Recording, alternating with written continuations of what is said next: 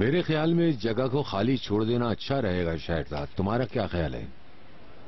लेकिन मैंने इस जगह पर स्टूडेंट्स के लिए रेस्टरूम की जगह डिजाइन की है, क्योंकि अगले साल तक तो स्टूडेंट्स बढ़ जाएंगे ना। डिस्टर्ब कर लेकिन मैं तो कुछ और चाहिए आप लोगों को?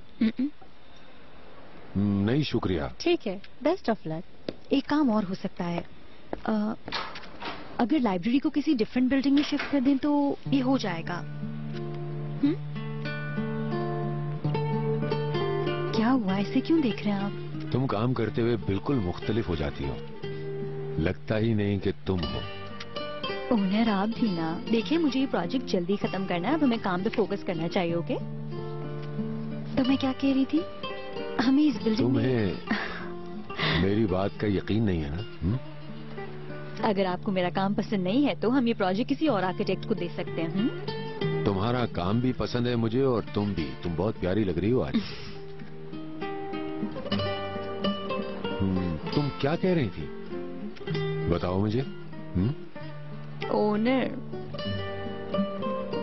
क्या कह रही थी मैं भूल गई हूँ, और ये सब आपकी वजह से है। मुझे याद ही नहीं आ रहा है। हम लाइब्रेरी की बात कर रहे थे।